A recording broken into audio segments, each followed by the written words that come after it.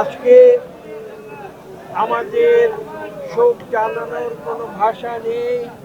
আমরা শুধু এইটুকু বলতে পারি যে বেগম খালেদা জিয়া এমন একজন নারী ছিলেন যিনি গৃহবধূ থেকে দেশের কোটি কোটি মানুষের আহ্বানে নিজের জীবনকে তিনি উৎসর্গ করেছিলেন বাংলাদেশের মানুষের জন্য।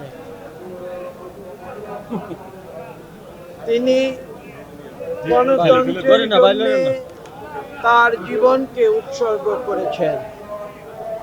আপনারা জানেন যে বাংলাদেশে বিভিন্ন রাজনৈতিক নেতৃত্ব যারা বিভিন্ন সময়ে নিজেদের ব্যক্তিগত অথবা দলগত সুযোগ সুবিধার জন্য তারা রাজনীতিতে বিভিন্ন সময়ে আপোষ করেছিলেন। দেশনেত্রী বেগম খালেদা জিয়া একজন অনন্য ব্যক্তিত্ব। তিনি তার জীবন দিয়ে প্রমাণ করেছেন যে দেশের স্বার্থ এবং গণতন্ত্রের স্বার্থ সেটাই ছিল তার জন্য সর্বাগ্রে, যেখানে তার নিজের জীবনকে তিনি তুচ্ছ করেছিলেন এই মানুষের অধিকার প্রতিষ্ঠার জন্য।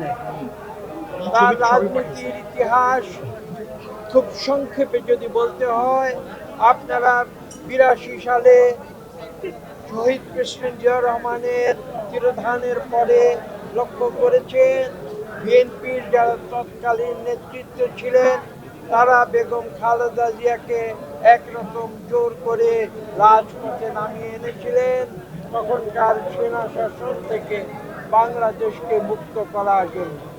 এবং সেই সময়ে দীর্ঘ প্রায় 7-8 বছর তিনি রাজপথে আন্দোলন করেছিলেন।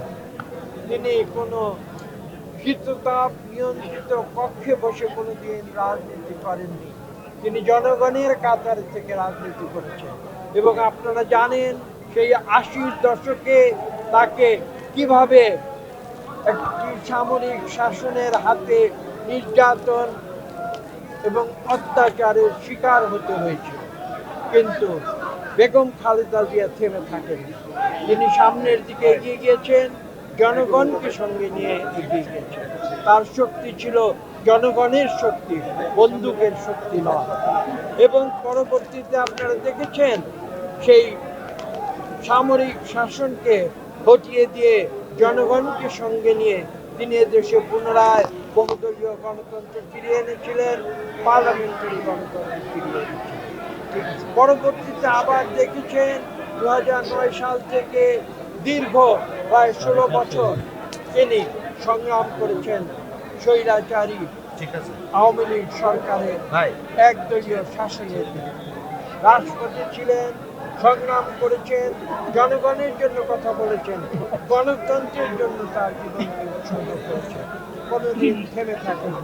তাই আমি কথা বলে শেষ করব যে বাংলাদেশের ইতিহাসে, গণতন্ত্রের ইতিহাসে, বাংলাদেশের মানুষের অধিকার প্রতিষ্ঠার ইতিহাসে, বাংলাদেশের মানুষের ভোটের অধিকার প্রতিষ্ঠার ইতিহাসে, বাংলাদেশের মানুষের কথা বলার ইতিহাসে একটি অনন্য নাম দেশনেত্রী বেগম খালেদা জিয়া।